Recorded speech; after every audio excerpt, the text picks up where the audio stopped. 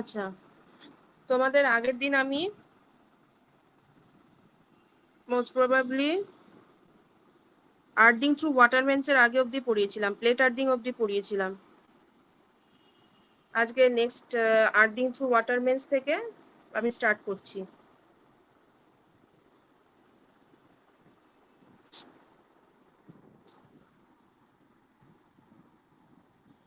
আচ্ছা, earthing through water men's বলতে হচ্ছে এই টাইপ অফ আর্থিং এ কি থাকছে, যে কোনো ওয়াটার কানেকশন বা যেখানে পাইপ কানেকশন যেসব ক্ষেত্রে লাগে আমাদের, ঠিক আছে, সেখানে কিভাবে ওয়ার্ডিং করব আমরা থ্রু মেন সাপ্লাই, ঠিক আছে, মানে ওয়াটার যে মেন আমাদের সিস্টেমটা থাকবে, যে পাইপলাইন সিস্টেমটা থাকবে, সেখানে বেসিক আমাদের ওয়াটার মেন আর্থিংটা করা হবে।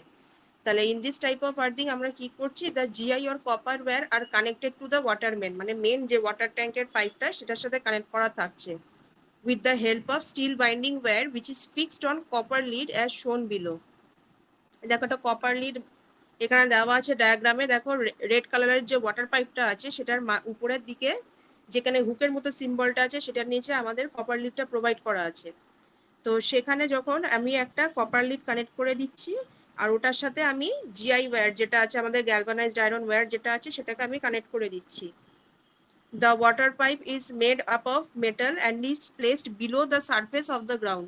ঠিক আছে, তাহলে হচ্ছে যে ওয়াটার পাইপ যেটা থাকছে সেই পাইপটা দেখো নিচের দিকে আমাদের গ্রাউন্ড লেভেলের নিচে চলে যাচ্ছে, আর সেটা কিসের তৈরি, মেটালের তৈরি। That is directly connected to earth, নিচে ডিরেক্টলি আর্থের সাথে কানেক্টেড আছে। The fault current through the GI or copper wire is directly earth through the water pipe. তাহলে হচ্ছে যে ফল্ট কারেন্ট ফ্লো যদি হয় কখনো, তো মানে গ্যালভানাইজড আয়রন যে তারটা আছে, জিআই ওয়্যার যেটা আছে বা কপার ওয়্যার যেটা আছে, সেটার মধ্যে দিয়ে ডিরেক্টলি আমার মাটিতে ওয়াটার পাইপের থ্রুতে আর্থ হয়ে যাচ্ছে। তাই এটা হচ্ছে বেসিক তোমার earthing through water mains pipe. ঠিক আছে, ওয়াটার মেন্সের জন্য এই টাইপের ইনস্টলেশন করা হয়। প্রত্যেকটা আর্থিং এর ক্ষেত্রে যে কটা আমরা আর্থিং পড়েছি, পাইপ আর্থিং, তারপর তোমার প্লেট আর্থিং, তারপর এখন যেটা বললাম আর্থিং থ্রু ওয়াটার মেন্স, তার আগে ছিল আর্থিং ইলেকট্রোড, সবকটার ক্ষেত্রে জিআই ওয়্যার একটা খুব ইম্পর্টেন্ট ফ্যাক্টর। জিআই ওয়্যারটা দিয়েই আমাদের ফ্লো করছে যখন ফল কারেন্টটা মানে কানেক্ট কর, মানে ফল কারেন্ট যখন আসছে কোনো ডিভাইসের মধ্যে দিয়ে ফ্লো করছে, আমরা সেই জিআই ওয়্যারটাকে ইনস্টল করার টাইমে কি করছি, প্রোটেকশনের টাইমে জিআই ওয়্যারটাকে ডিভাইসের সাথে কানেক্ট করে রাখছি, মানে ইনস্টল করার যখন ইনস্টল হয়ে যাচ্ছে আমাদের ডিভাইসটা, প্রোটেকশন ডিভাইসটা, এবার যখন আমি তার আর্থিং করব, সেই ইকুইপমেন্টটা যখন আর্থিং করছি, কিভাবে আর্থিং করি, জিআই ওয়্যারটাকে সেই ডিভাইসের সাথে কানেক্ট করে দিচ্ছি, করে যে যে আর্থিং এলিমেন্টটা আছে সেটা গ্রাউন্ডে একটা বিলো গ্রাউন্ড লেভেলে একটা বেসিক হাইটের নিচে আমরা সেটাকে ইনস্টল করছি গ্রাউন্ডিং এলিমেন্টটাকে। তো এবার কি হচ্ছে, যখন ফল্ট হচ্ছে, আমার ফল্ট হওয়ার ফলে আমার ওই ডিভাইসের মধ্যে দিয়ে যখন কারেন্টটা ফ্লো করছে, ফল্ট কারেন্টটা next short least resistive path আমার জিআই ওয়্যারের মধ্যে দিয়ে ফ্লো করে যাচ্ছে, করে গ্রাউন্ড হয়ে আর্থ হয়ে যাচ্ছে পুরো জিনিসটা। তো এইভাবেই হচ্ছে প্রত্যেকটা এলিমেন্ট বা প্রত্যেকটা ইলেকট্রোড যেগুলো আর্থিং এর যে এলিমেন্ট গুলো পড়েছো সেগুলো সেম ওয়েতে কানেক্ট হয়। ঠিক আছে, ক্লোজ সার্কিটটা ফল্ট যখন হচ্ছে, ক্লোজ সার্কিটটা থ্রু জিআই ওয়্যার হয়ে আর্থ হচ্ছে, ক্লোজ সার্কিটটা তখন জিআই ওয়্যারের মাধ্যমে হচ্ছে অ্যাবনর্মাল কন্ডিশনে বা ফল্টি কন্ডিশনে।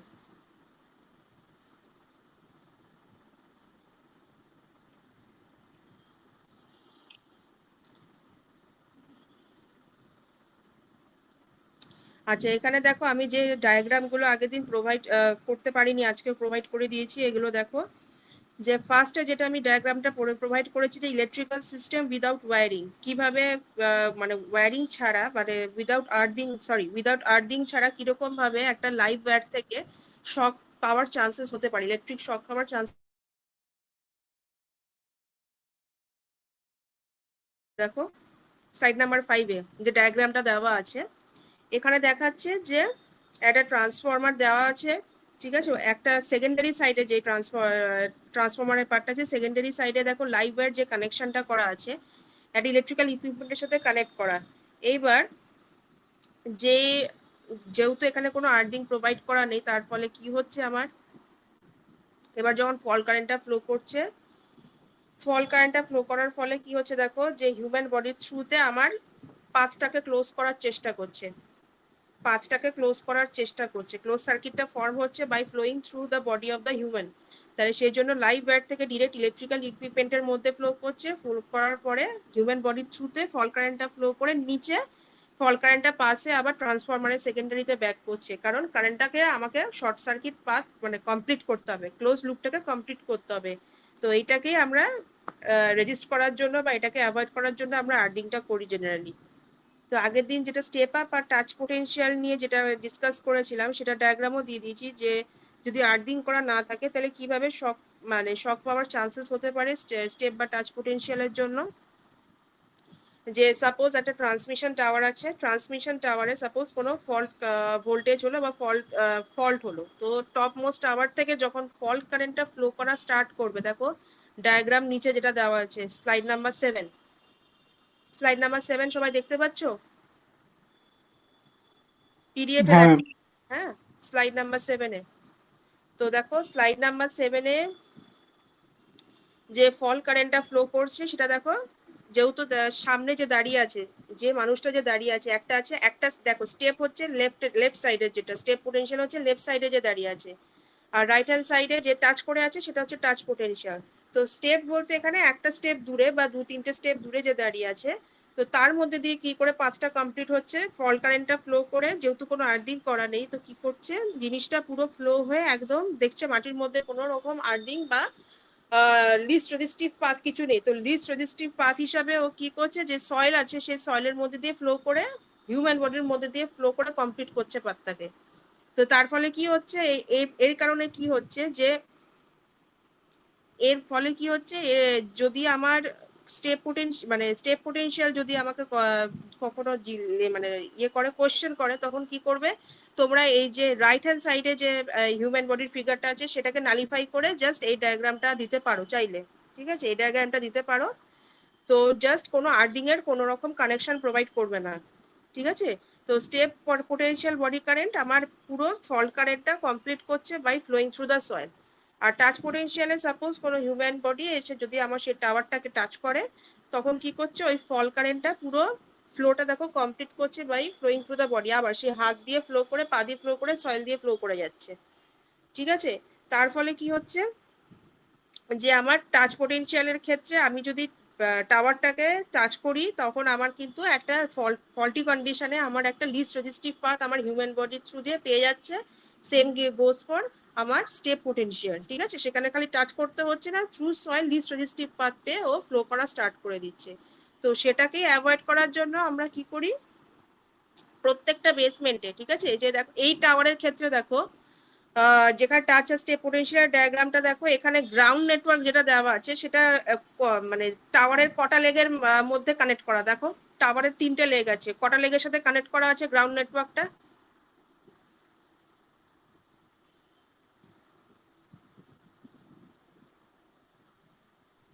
আমি একটা লেগেছে হবে। মাঝখানেরটার সাথে কানেক্ট করা আছে, ঠিক আছে। তাহলে এখানে এটার ক্ষেত্রে কি হচ্ছে, দেখো নিচে যে এই পরের ডায়াগ্রামে আসো, পরের ডায়াগ্রামটা দেখাচ্ছে যে ফল্টেড স্ট্রাকচার যেটা দেখাচ্ছে, ঠিক আছে। ফল্টেড স্ট্রাকচারের ক্ষেত্রে যখন আমি 3টে লেগকে যদি আমি গ্রাউন্ড পোটেনশিয়াল হিসেবে গ্রাউন্ড নেটওয়ার্কের সাথে যদি আমি কানেক্ট করে দিই, তাহলে কি হবে, যে কোনো একটা যে কোনো লাইন বা যে কোনো লেগের মধ্যে দিয়ে যদি ফল কারেন্টটা ফ্লো করে যে কোনো একটা লেগের মধ্যে দিয়ে, তো 3টে গ্রাউন্ড নেটওয়ার্ক যদি কানেক্টেড থাকে 3টে লেগের সাথে, তার ফলে কি হবে আমার, তার ফলে এটা হবে যে আমার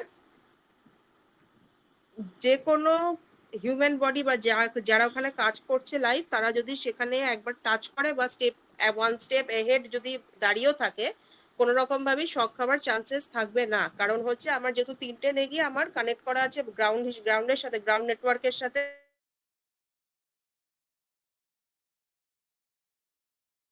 একদম গা দিয়ে পুরো লেগ দিয়ে পুরো একদম গ্রাউন্ডে ফ্লো করে যাচ্ছে, পুরো মানে পুরো টাওয়ারের বডি থেকে ডিরেক্ট আমার চলে যাচ্ছে টাওয়ারের লেগে, আর টাওয়ারের লেগ থেকে ডিরেক্ট চলে যাচ্ছে আমার গ্রাউন্ড লেগে। দেখো নেক্সট যে ডায়াগ্রামটা দেওয়া আছে আমাদের লেগের সাথে যে গ্রাউন্ডিং গুলো সবকটা করা আছে, আমি একটা সাইডে দেখিয়েছি, ঠিক আছে। তো এখানে কি হচ্ছে, লাইভ কন্ডাক্টরের যে ফলটা আছে উপর থেকে, লাইভ কন্ডাক্টরের যে ফলটা হলো ওটার পর আমার পুরো স্টিল স্ট্রাকচারের যে সাইডটা সেখানে আমার ফল কারেন্টটা ফ্লো করলো, করার পর দেখো যে এখানে দেখানো আছে ছবিতে, যে যে টাচ করছে, যে অপারেটিং পার্সোনাল যে আছে, সে যে টাচ করছে তার কিন্তু কিছু হচ্ছে না, কারণ সেই লেগের সাথে ডিরেক্টলি আমার গ্রাউন্ড নেটওয়ার্কটা কানেক্ট করা নিচে। ঠিক আছে, তো সেই জন্য টাচ পোটেনশিয়াল কিন্তু এখানে আমার কিছু হচ্ছে না, এখানে কিন্তু আমার কোনো রকম পোটেনশিয়াল ডিফারেন্স ক্রিয়েট হচ্ছে না টাওয়ার বডি আর আমার হিউম্যান বডির মাঝখানে। তো টাচ পোটেনশিয়ালে আমার কি বলেছিলাম, যে একটা কারেন্ট ফ্লো করার জন্য আমার কি দরকার পড়ে, সবসময় একটা পোটেনশিয়াল ডিফারেন্স, টাচ পোটেনশিয়াল বা স্টেপ পোটেনশিয়াল যে কোনো ক্ষেত্রে একটা পোটেনশিয়াল ডিফারেন্স দরকার পড়ে। তো এখানে যেহেতু কোনো রকম আমার এই হিউম্যান বডি আর টাওয়ারের মধ্যে কোনো রকম পোটেনশিয়াল ডিফারেন্স ক্রিয়েট হচ্ছে না, তার ফলে কি হচ্ছে, আমার যে এখানে লেগের সাথে যেহেতু গ্রাউন্ড করা আছে, সেই জন্য আমার ডিরেক্ট ফল্ট কারেন্টটা থ্রু টাওয়ার বডি আমার গ্রাউন্ডেড হয়ে বেরিয়ে যাচ্ছে। ঠিক আছে, আর দেখো যে স্টেপ পোটেনশিয়ালেও যে আছে, যে মানে দেখো 3-4টে স্টেপ তার পিছনে আছে, তার তার ক্ষেত্রেও কিন্তু কিছু হচ্ছে না, মানে তার নিচ দিয়ে দেখো যে গ্রাউন্ডিং নেটওয়ার্কটা আছে, সেখান দিয়ে অ্যাকচুয়াল ফল্ট কারেন্টটা পুরো ফ্লো করে যাচ্ছে। দেখতে পাচ্ছ ছবিটায়, স্লাইড নাম্বার 8।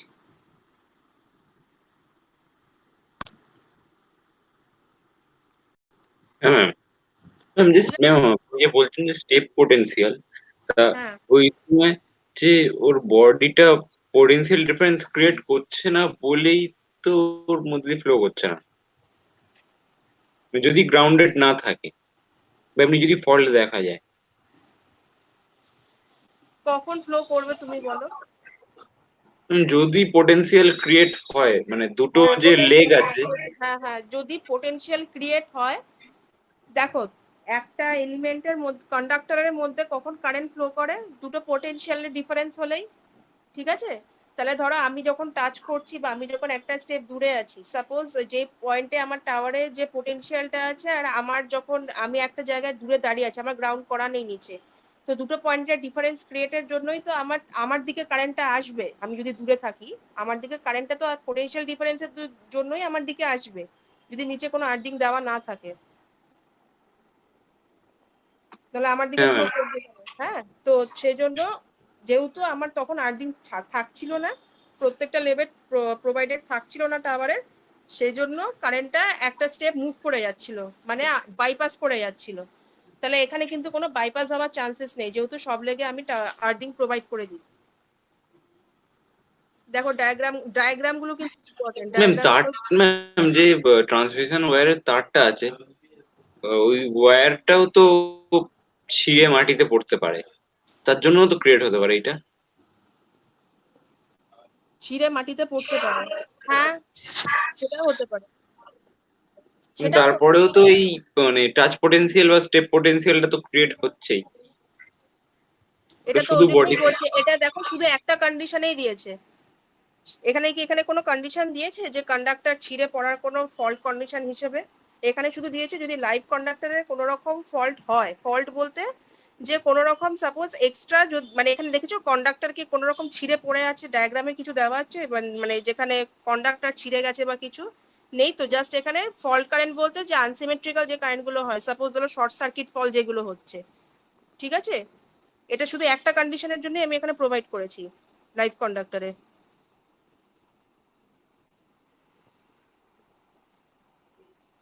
হ্যাঁ ম্যাম। ঠিক আছে, এটা কিন্তু তোমাদের আসে, আমি তোমাদের বলে দিলাম এই কোয়েশ্চেনটা আসবেই, তুমি ধরে রাখো 100% চান্স এই কোয়েশ্চেনটা আসবেই। টাচ অ্যান্ড স্টেপ পোটেনশিয়াল তোমাদের মানে প্রচন্ড ইম্পর্টেন্ট পার্ট, এটা আসবেই, এভরি ইয়ার এটা অলমোস্ট রিপিটেড হয় কোয়েশ্চেনটা।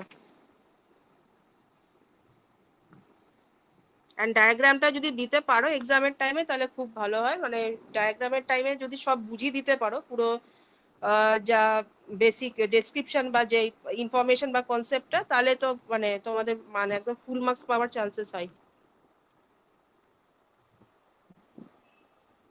মানে বোথ মানে fault condition and both normal কন্ডিশনে।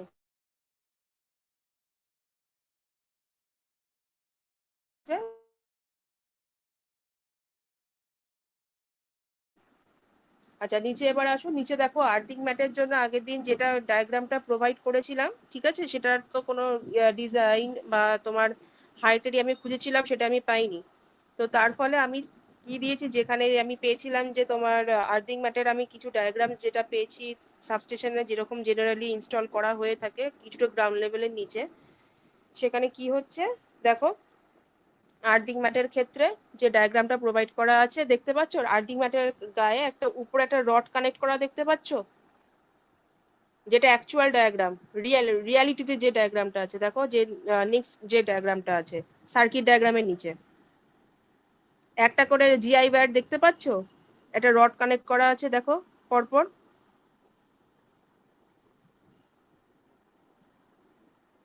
ভার্টিক্যাল ওয়েতে।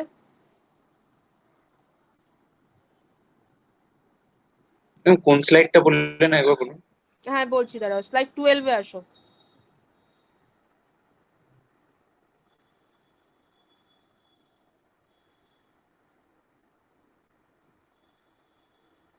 হ্যাঁ ম্যাম, দেখতে পেয়েছি। হ্যাঁ, এবার সার্কিট ডায়াগ্রাম যেটা দেওয়া আছে, সার্কিট ডায়াগ্রাম যেটা দেওয়া আছে জিআই ওয়্যারের, ঠিক আছে, সেটা দেখো। আর যেটা অ্যাকচুয়াল ডায়াগ্রাম রিয়ালিটিতে, সেই ডায়াগ্রামটা একবার দেখো। জিআই ওয়্যারটা খুঁজে পাচ্ছ কিনা বলো।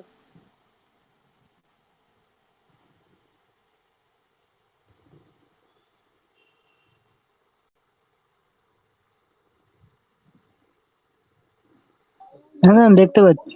হ্যাঁ, তো ওটা হচ্ছে বেসিক্যালি জিআই বারটাকে দেখো। এবার দেখো, দেখো যেখান থেকে গ্রাউন্ড, যেখান থেকে যতটা বেসমেন্টে মানে যতটা বেসে ডেপথে রেখেছে আর্ডিং ম্যাটটাকে, দেখো ঠিক জিআই ওয়্যারটা একটা দেখতে পাচ্ছ যে লেভেল যেখান থেকে কেটেছে, মাটিটাকে যেখান থেকে কেটেছে একটা দেখতে পাচ্ছ লাইন চলে গেছে। মানে দেখো যেখান দিয়ে পিছন দিয়ে আরো অনেক তার আসছে, সেখানে দেখো একটা স্ট্রেট লাইন, একটা হোয়াইট কালারের স্ট্রেট লাইন মতো চলে গেছে। ম্যাম, এটা কিসের ওয়েল্ডিং করেছে ম্যাম? যেটা বলছি সেটা আগে শোনো, যে ওয়্যার যেটা যেখান থেকে ওয়্যার গুলো এসছে, ঠিক আছে, এগুলো তো কাজ, এটা তো কাজ করার টাইমে কনস্ট্রাকশনে যেরকম নানা রকম তার সেগুলো কানেক্ট করছে, সেগুলো রাখছে, কিন্তু যেখান থেকে কেটেছে মাটিটাকে সেটা এবার দেখো সেই লেভেলটা, সেটা কি আমরা বলছি গ্রাউন্ড লেভেল। যে গ্রাউন্ড লেভেলটা সার্কিট ডায়াগ্রামে দেওয়া আছে, গ্রাউন্ড লেভেল যেটা দেখতে পাচ্ছি, এটা ব্লু কালারের লাইন, সেটা প্র্যাকটিক্যাল সেন্সে দেখো যে নিচে যে ডায়াগ্রামটা দেওয়া আছে, যেখান থেকে একদম প্রত্যেকটা পার্ট, মানে পুরো পিছনে যে পার্টটা গেছে লাইন দিয়ে ধরে, পুরো সাদা সাদা রঙের যে স্ট্রেট লাইনটা যাচ্ছে, সেটা হচ্ছে পুরোটা আমার গ্রাউন্ড লেভেলের নিচে থাকবে আর্থিং ম্যাটটা। পিছনের লাইনটা বুঝতে পারছো কোনটা বলা হচ্ছে? পিছনের লাইনটা যেটা,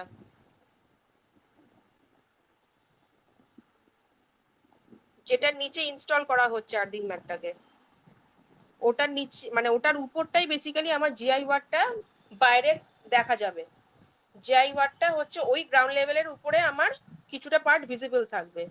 পিছনে যে পার্টটা, পিছনে যে পার্টটা লাইনটা দেখা যাচ্ছে যেখান থেকে মাটিটা কেটে নিচে আর্থিং ম্যাটটাকে বসিয়েছে, উপরের টুকু পার্ট যেটুকু বাকি থাকছে সেটা যখন গ্রাউন্ড লেভেল মানে পুরো কনস্ট্রাকশন হয়ে যাবে, যখন মাটিটাকে চাপা দিয়ে দেবে, গ্রাউন্ড লেভেলের উপরে ঠিক জিআই পার্টের ওইটুকু পার্ট বোঝা যাবে, জিআই ওয়্যারের।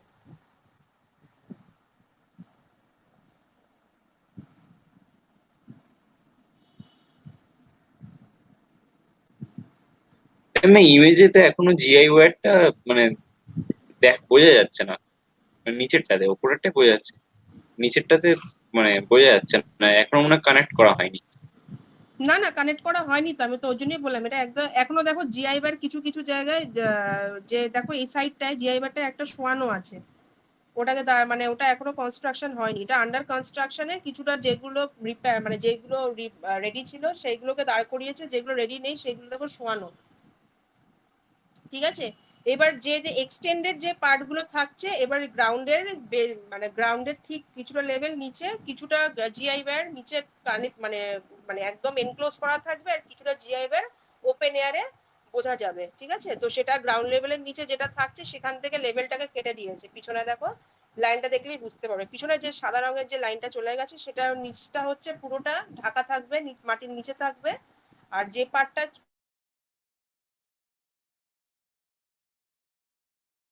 ওই লাইনের বাইরে আছে, সাদা লাইনটার বাইরে আছে। আচ্ছা, নেক্সট হচ্ছে যেটা আর্থিং ইলেকট্রোডের জন্য যেটা আমি ডায়াগ্রামটা প্রোভাইড করেছি, সেটা দেখো এখানেও সেম। যে দেখো এই যে গ্রাউন্ড লেভেলের নিচে কিছুটা পার্ট থাকে আর্থিং ইলেকট্রোড, ঠিক আছে, আর ময়েশ্চারের জন্য আমার কিছুটা পরিমাণ বার করে রাখতে হয়। আর দেখো যেখানে হোলস যে জায়গাটা দেওয়া আছে দেখতে পাচ্ছ ইলেকট্রোডের, হোলস যে দুটো পয়েন্টে দেওয়া আছে, দেখো ইলেকট্রোডের মাথায় দুটো হোল প্রোভাইড করা আছে। হ্যাঁ ম্যাম। হ্যাঁ, তো ওটার মধ্যে দিয়ে হচ্ছে জিআই ওয়্যারটাকে, ওখান থেকে জিআই ওয়্যারটাকে ভিতর দিয়ে ঢুকিয়ে কানেক্ট করে, ওখানে ইনসার্শন হয় বেসিক্যালি। আর এই এই এটা হচ্ছে বেসিক্যালি তোমার এই হোলস থাকে পার্টিকুলারলি শুধু আর্থিং ইলেকট্রোডের জন্যই প্রোভাইডেড থাকে।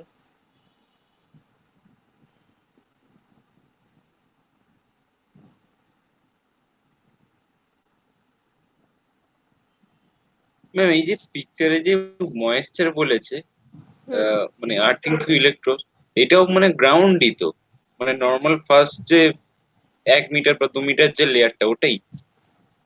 দেখো নিচে যে লেন্থ, দেখো ইলেকট্রোডের লেন্থটা বলেছে 1 মিটার, লেন্থটা বলেছে হ্যাঁ 1 মিটার। এবার গ্রাউন্ড লেভেলের কিছুটা পরিমাণ নিচে আমি আর্থিং ইলেকট্রোডের কিছুটা পার্ট আমি গ্রাউন্ডের নিচে ইনসার্ট করছি, বাকি রিমেনিং পোর্শন ইলেকট্রোডের আমার মানে ওপেন এয়ারে থাকছে, মানে গ্রাউন্ডের উপরে থাকছে, গ্রাউন্ড লেভেলের উপরে থাকছে। ঠিক আছে, কিছুটা পোর্শন ইনসার্ট করেছে একদম ডায়াগ্রামের মতোই, কিছুটা পোর্শনই নিচে ম্যাম, গেছে। মানে ওখানে যে ময়েশ্চার লিখেছে ওটা কি মানে হ্যাঁ ওটা বাইরেই দরকার আছে পড়ে, মাটির? হ্যাঁ হ্যাঁ ওটা ওটা দরকার পড়ে, ওটার জন্যই বার করে রাখা,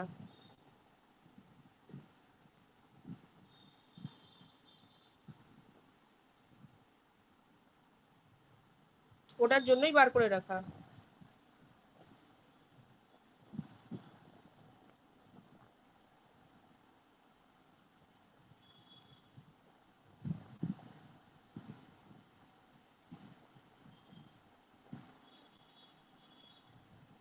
আচ্ছা, প্লেট আর্থিং এর ক্ষেত্রে দেখো, প্লেট আর্থিং যেটা আছে সেটা আমি এই ছবিটাই পেয়েছি, আর ভালো কোনো ডায়াগ্রাম পাইনি। প্লেট আর্থিং এর ক্ষেত্রে আরো সার্চ করেছিলাম, এটা ছাড়া আর কোনো ছবি সেরকম ভালো পাইনি কনস্ট্রাকশন সাইটে। প্লেট আর্থিং এর জন্য একটা কপার প্লেট আর্থিং ছিল, এটা কপারের তৈরি। যে প্লেট আর্থিং এর জন্য যে ডায়াগ্রামটা প্রোভাইড করা আছে, দেখো পেজ স্লাইড 20 মনে হয়, 20 নম্বর স্লাইডে আসো।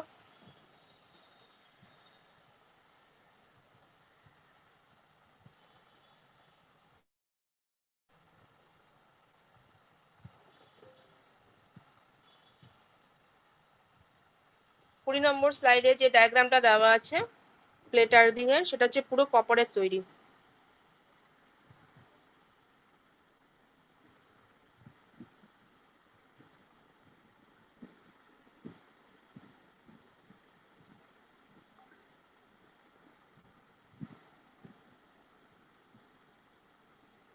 তাহলে এগুলো হচ্ছে বেসিক অ্যাকচুয়াল রিয়েলিটিতে বা সাবস্টেশন বা যে কোনো কনস্ট্রাকশন সাইটে যেরকম ভাবে ইয়ে করা প্রোভাইড করা হয়, বা যেরকম ভাবে অ্যাকচুয়াল ইলেকট্রেট গুলো বা ম্যাট যে আর্থিং ম্যাট গুলো যেরকম দেখতে হয়, সেগুলো যে ডায়াগ্রাম গুলো ছিল আমি প্রোভাইড করে দিয়েছি। এগুলো যখন তোমরা কাজ করবে সাইটে, যদি কখনো সাবস্টেশন বা রিলেটেড সাইটে কাজ করো, তখন এগুলো আরো ভালো ডিটেলসে ডিজাইন যদি কখনো করো, তখন আরো ভালো ডিটেলসে জানতে পারবে এগুলো।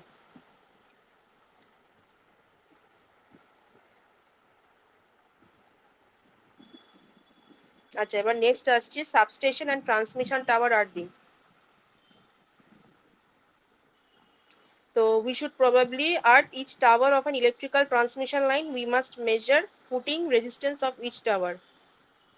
We should take the footing resistance of tower in dry season before stringing the earth wire and or OPGW is applicable. In any circumstances, footing resistance of the tower will not be more than 10 ohms.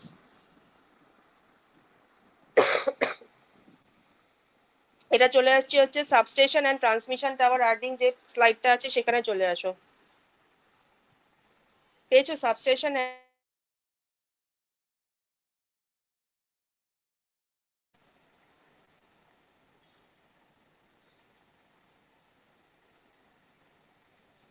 হ্যাঁ ma'am. ঠিক আছে, আমার তো এখানে screen share হচ্ছে না বলে খুব মুশকিল হচ্ছে, আমি মানে ইয়ে করতে পারছি না।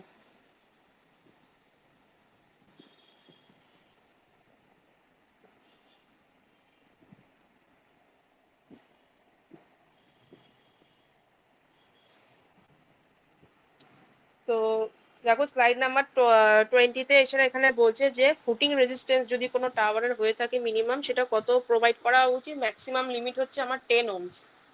আর ওপিজিডব্লিউ বলতে আমরা এখানে কি বুঝতে পারছি, ওপিজিডব্লিউ হচ্ছে বেসিক্যালি হচ্ছে অপটিক্যাল গ্রাউন্ড ওয়্যার, ঠিক আছে। তাহলে হচ্ছে বেসিক্যালি বলছে যে we must measure footing resistance of each tower and we should take the footing resistance of tower in dry season, dry সিজনেই ফুটিং রেজিস্ট্যান্সটাকে নিতে বলছে, not in wet weather.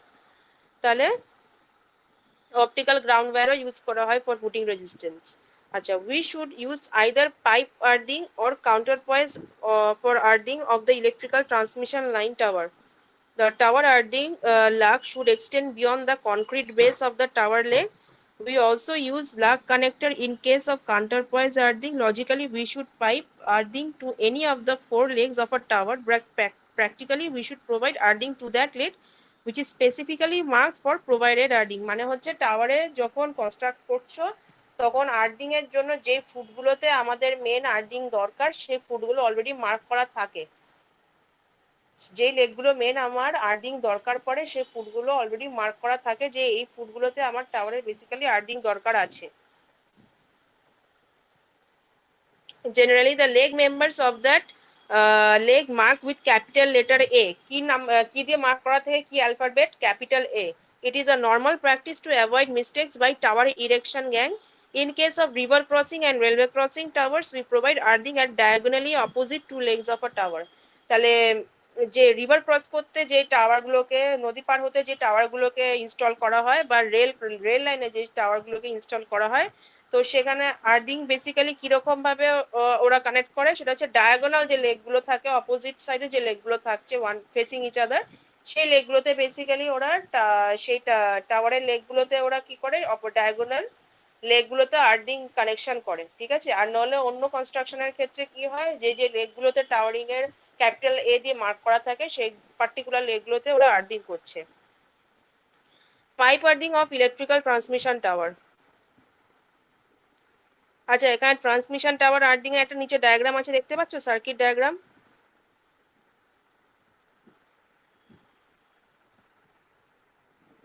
Pipe earthing এর ঠিক নিচে স্লাইডে।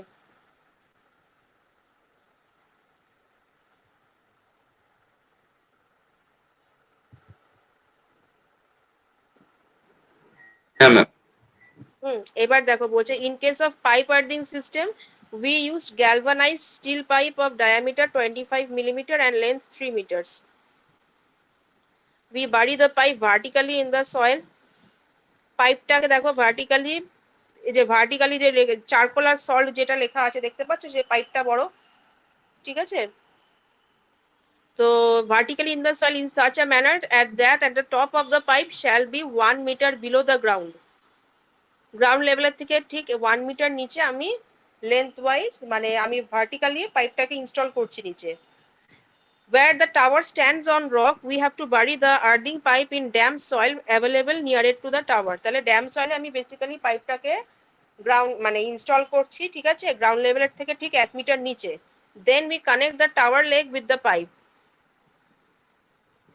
তো পাইপের সাথে এবার দেখো টাওয়ার লেগের থেকে যে টাওয়ারে যে লেগটা আছে সেখান থেকে পাইপটাকে কানেক্ট করেছে, দেখতে পাচ্ছ, এরকম করে গিয়ে উঠে গিয়ে কানেক্ট হয়েছে। With the help of galvanized steel tape of suitable cross section. In that case, we have to bury the steel tape in a groove cut on the rock and adequately protect the steel tape from damage.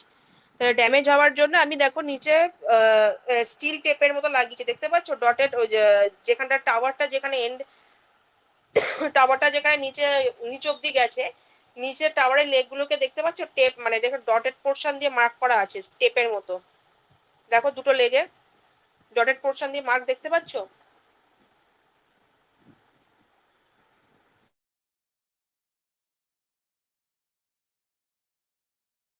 দেখতে পাচ্ছ নিচে যেখানে একটা লেয়ারের মতো form করেছে dotted ওয়েতে, সেখানে কানেক্ট করছে আমি টাওয়ার পাইপটাকে।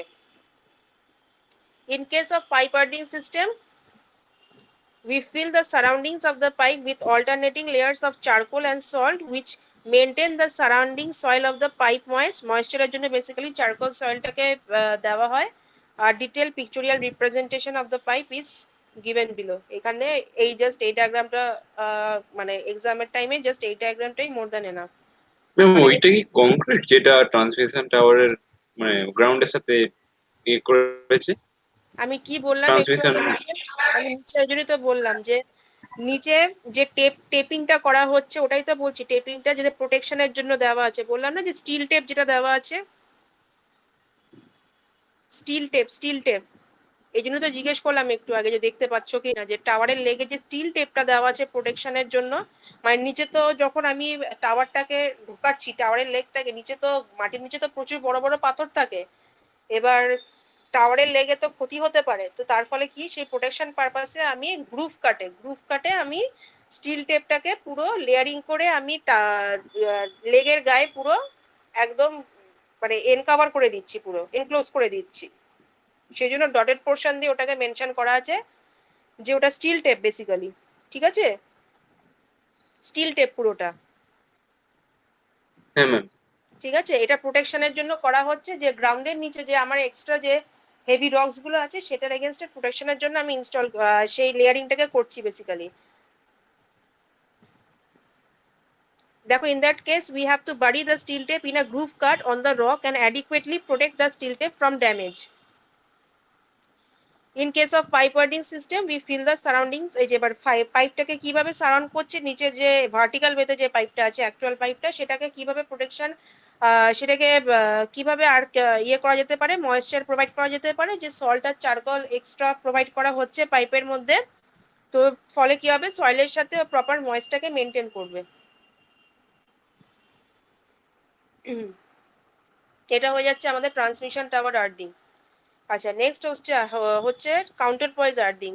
তো কাউন্টার পয়েজ আর্থিং হচ্ছে 10.97 millimeter dia galvanized wire for the purpose of counterpoise earthing of electrical transmission tower। তাহলে galvanized wire কত মিলিমিটার লেন্থে ইউজ করা হয়? 10.97 millimeter। Here we connect the galvanized wire with the leg of the tower with the help of galvanized lug, and galvanized lug is fitted with the tower leg with the help of 16 millimeter dia nut and bolts। তাহলে basically 16 millimetre ডায়ামিটারের nut বল্টু দিয়ে আমরা fit করে থাকি এই galvanised ওয়্যারটাকে, কার সাথে? টাওয়ারের লেগের সাথে। ঠিক আছে, এবার হচ্ছে the steel wire use for the purpose must be of minimum 25 metres in length. এবার যে স্টিল ওয়্যার যেটা ব্যবহার করে থাকছি সেটার মিনিমাম লেন্থ কত হওয়া উচিত? 25 metre. The wire is buried tangentially under the ground of minimum 1 metre depth from the ground level. তাহলে যে ওয়্যারটা আমি বেসিক্যালি ট্যানজেনশিয়ালি নিচে পুঁতছি, তাহলে গ্রাউন্ড থেকে কতটা ডেপথে রাখতে হবে? আমাকে 1 মিটার ডেপথে রাখতে হচ্ছে।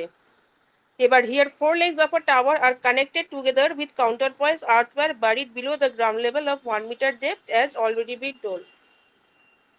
তাহলে বেসিক্যালি 1 মিটার ডেপথে আমি জিনিসটাকে রাখছি, চারটে লেগকে। ঠিক আছে, চারটে লেগই কানেক্ট করা থাকছে একটা আর্থওয়্যার দিয়ে, যেটা আমার গ্রাউন্ডের নিচে একসাথে কানেক্ট করা আছে চারটে লেগ। ঠিক আছে, গ্রাউন্ডিং ওয়্যার দিয়ে। আর পুরো গ্রাউন্ড লেভেল থেকে কতটা নিচে আমি রাখছি? 1 মিটার নিচে আমি এই আর্থিংটাকে করছি, কাউন্টার পয়েজ আর্থিংটাকে। তাহলে চারটে লেগে একটা গ্রাউন্ডিং ওয়্যার দিয়ে কানেক্টেড থাকছে, আর আমার গ্রাউন্ড লেভেলের থেকে 1 মিটার নিচে থাকছে। আচ্ছা, লাস্ট যেটা তোমাদের বাকি আছে, ট্রান্সফরমার নিউট্রাল আর্থিং।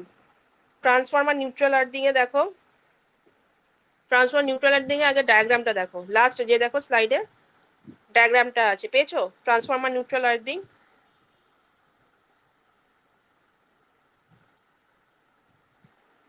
হ্যাঁ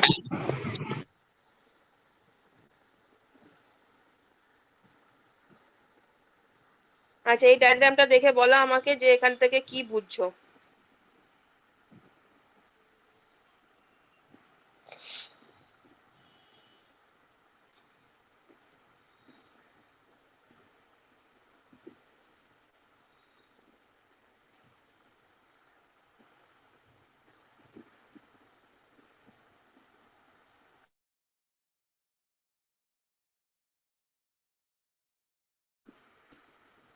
Okay, neutral earthing of transformer is used to create a neutral for the delta side which does not have a neutral point on its own.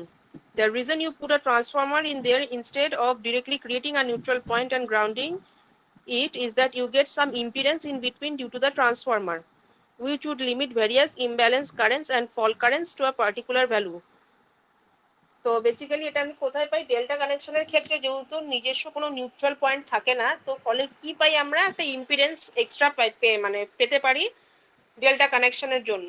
তো সেই জন্য কি করা হয় যে থ্রি ফেজ কানেকশনের টাইমে যখন আমরা ডেল্টা স্টার কানেকশন করি, তো আমাদের আলাদা করে অনেক সময় নিউট্রাল পয়েন্ট প্রোভাইড করতে হয়, যে কোনো রকম যদি ফল্ট হয় তাহলে মানে ওটাকে একটা গ্রাউন্ডিং ওয়্যারের সাথে কানেক্ট করে নিউট্রাল পয়েন্ট দিয়ে বেরিয়ে যাওয়ার একটা চান্সেস এটা ক্রিয়েট করা যেতে পারে। কিন্তু জেনারেলি এখানে কি বলছে যে যদি আমাদের তো মানে বাই বাই কনস্ট্রাকশন হচ্ছে ডেল্টা আমার কি করছে, ডেল্টাতে যেহেতু কোনো নিজস্ব নিউট্রাল পয়েন্ট থাকছে না, তার ফলে আমার যে ইম্পিডেন্সটা থাকছে সেটা একটা একটা রেজিস্ট্যান্স প্রোভাইড করার জন্য কোনো কারেন্টকে ইম্পিডেন্স প্রোভাইড করার হিসেবে কাজ করে। তাহলে if they are used to on the star side they are usually single phase and connected between the neutral and ground। তাহলে যদি আমি এটাকে স্টার সাইডে আমি কানেকশনটা করি তাহলে কি হবে, তাহলে কার কার মধ্যে কানেকশনটা করা হয়, নিউট্রাল আর গ্রাউন্ডের মধ্যে।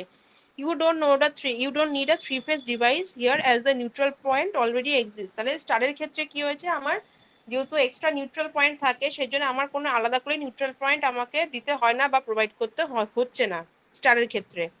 So neutral earthing transformers are very common on large generators. They are used to limit the voltage fault currents for these machines. They essentially allow you to insert a very small resistance with an ampere rating of around 200 ampere to restrict line to ground fault current for the generators to around 1 to 2 ampere। They are indispensable for this purpose। তাহলে basically বলছে যে fault কারেন্টকে generally ওরা limit করতে পারে and কত minimum resistance by construction insert করতে হয়, জেনারেলি 1 থেকে 2 ohms with an ampere rating কত 200 ampere to restrict the line to ground fault. মানে এলজি ফল্টের জন্য আমরা জেনারেলি এটাকে ব্যবহার করে থাকি। আর কোথায় আমরা এটাকে ইনস্টল করছি, ফর জেনারেটার্স। তো জেনারেটরের জন্য ফল্ট কারেন্টের মানে মিনিমাম কত ফল্ট কারেন্টের জন্য আমরা এটা প্রোভাইড করবো, মিনিমাম ফল্ট কারেন্ট থাকে হচ্ছে 1 থেকে 2 অ্যাম্পিয়ার্স। তো এটা জেনারেলি জেনারেটরে আমরা ইনস্টল করছি। এখানে দেখো ডায়াগ্রামটা দেওয়া আছে ডেল্টা কানেকশন দিয়ে দেখো যে IT/3 IT/3 2 IT/3 যে secondary winding delta connection of power transformer, আর নিচে হচ্ছে আর্থিং ট্রান্সফরমার। ম্যাম হ্যাঁ বলো বলো। বলছি এটা কি শুধু ডেল্টার দিকে করা হয়? হ্যাঁ, এটা ডেল্টা একটা এক্সট্রা রেজিস্ট্যান্স প্রোভাইড করছে। ডেল্টা বেসিক্যালি এক্সট্রা রেজিস্ট্যান্সটা প্রোভাইড করছে, মানে কারেন্ট যেটা ফ্লো করবে, এক্সট্রা হাই কারেন্ট যেটা ফ্লো করবে সেটা ফ্লো করতে দেবে না, সেটা প্রোভাইড করছে এক্সট্রা ইম্পিডেন্সটা ডেল্টা কানেকশনে। কেন হচ্ছে, কারণ আমার ডেল্টা কানেকশনে যেহেতু কোনো নিউট্রাল পয়েন্ট নেই।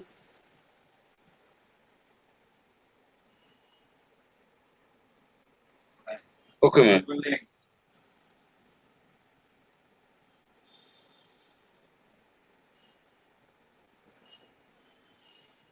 তো এইটুকু তোমাদের আর্থিং এ আছে, এটার মধ্যে কোনো নিউমেরিক্যালস নেই, এই চ্যাপ্টারেও কোনো নিউমেরিক্যালস নেই।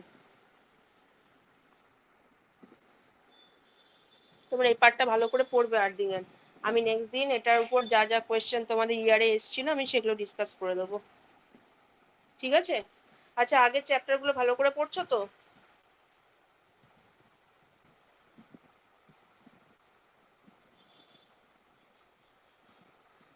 ওগুলো ভালো করে পড়বে।